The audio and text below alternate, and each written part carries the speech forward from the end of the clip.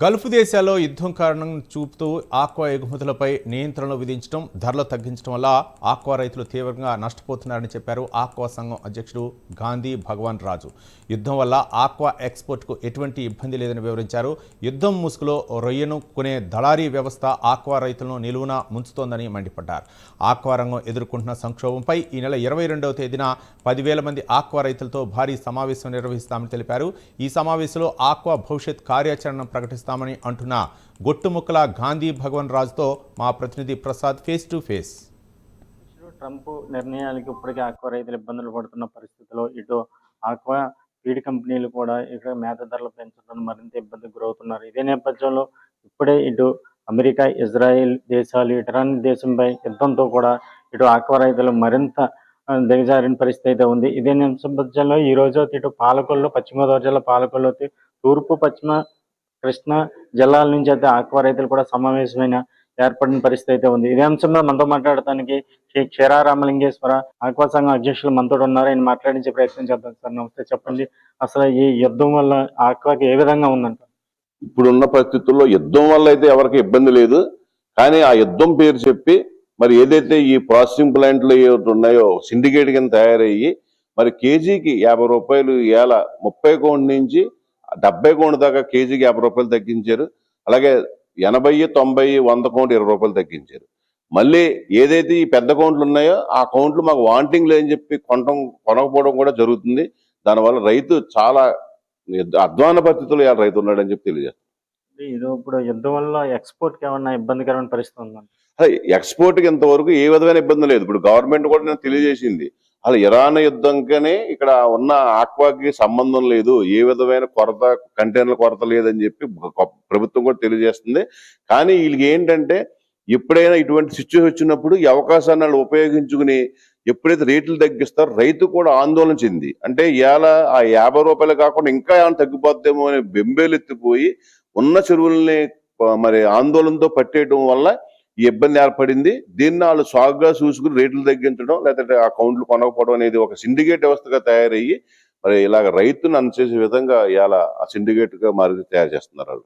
ఈ 3 జిల్లాల ఆక్వా రైతుల ముఖ్య ఉద్దేశం ఏంటంటారు ఈరోజు? ఎప్పుడైతే ఈ రకంగా 50 రూపాయలు తగ్గించి రైతుని ఇబ్బంది పెడుతున్నారో వెంటనే ఈ కృష్ణా మరి మన పశ్చిమ తూర్పు జిల్లాలో ఎవరైతే ఆక్వా రైతులు ఉన్నామో ఇలా మనం ఒక మీటింగ్ ఏర్పాటు చేసుకున్నాం. మరి ఇలాగే కనుక సిండికేట్ గా తయారయ్యి గతంలోంచి కూడా ఇదే ఇబ్బందులు పడుతున్నాం. మరి భవిష్యత్తులో కూడా ఇలాగ అత్తమానం ఇలాగ ఏదైనా ప్యాన్సిక్ వచ్చినప్పుడు ఇలాగ ఇటువంటి పరిస్థితి తీసుకొచ్చినప్పుడు రేట్లు తగ్గించడం, రైతుల దగ్గర సరుకు కొనకపోవటం అని చేస్తున్నారు.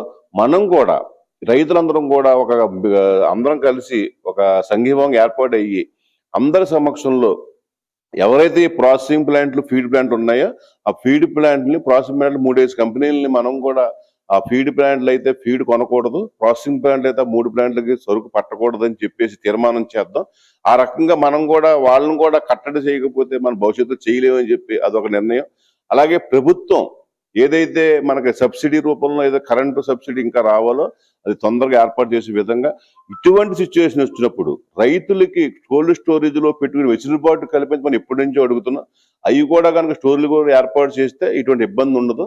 అలాగే ఏప్రిల్, మే నెలలో కరెంటు ఇబ్బంది వచ్చి చాలా ఇబ్బందికర పరిస్థితులు వస్తాయి. ఆ 2 నెలల్లో కూడా మరి కల్చర్ని మరి ఒక జీవో ఇచ్చి ఆ 2 నెలల్లో కూడా కల్చర్ బ్యాన్ చేసే విధంగా కనుక ప్రభుత్వం నుంచి కూడా జీవో వస్తే రైతుకు ఎంతో మంచి జరుగుతుంది. కాబట్టి ఈ రకంగా ప్రభుత్వం నుంచి రావాల్సిన డిమాండ్ చేస్తూ అలాగే ఈ ప్రాసెసింగ్ ప్లాంట్ని, ఫీడ్ ప్లాంట్లను కూడా ఈ రకంగా మనం కట్టడి చేయాలి. అలాగే హ్యాచరీస్ కూడా నాణ్యమైన సీడ్ ఎవరైతే ఇవ్వరో వాళ్ళను కూడా మనం బ్యాన్ చేసుకోవాలి.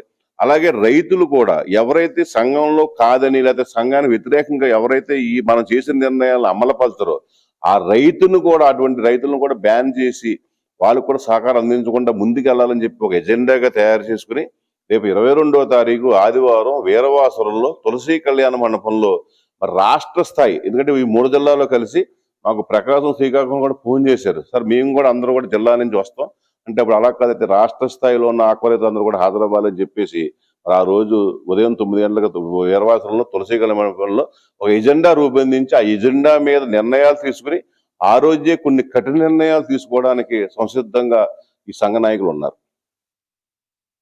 ఇది ఇక్కడ ఉన్న పరిస్థితి. ఏదైతే ఇటు గల్ఫ్ దేశాలు యుద్ధాల పేరు చెప్పి ఇక్కడికే ఆక్వా రైతులను అయితే ఇప్పటికే దళారీ వ్యవస్థ అయితే ముంచిన పరిస్థితి అయితే ఉందని చెప్తున్న పరిస్థితి అయితే. అదేవిధంగా ఇప్పటికే ఇటు ఈస్ట్ గోదావరి, పశ్చిమ గోదావరి, కృష్ణా జిల్లాల రైతులు అయితే ఈరోజు పాలకొల్లో అయితే సమావేశం కూడా ఏర్పడి ఈ నెల 22వ తారీఖున ఎర్రవాశ్రమంలో తులసి కళ్యాణ మండపంలో ఇక్కడ రాష్ట్ర వ్యాప్తంగా ఆక్వా రైతులు ఒక సమావేశం ఏర్పడి రాష్ట్ర ప్రభుత్వానికి కూడా తన డిమాండ్లను ఒక నివేదిక ద్వారా సమర్పించే అవకాశం ఉందని ఇక్కడ పాలకొల్లు క్షీర రామలింగేశ్వర ఆక్వా రైతు సంఘం అధ్యక్షుడు చెప్తున్న పరిస్థితి అయితే ఉంది.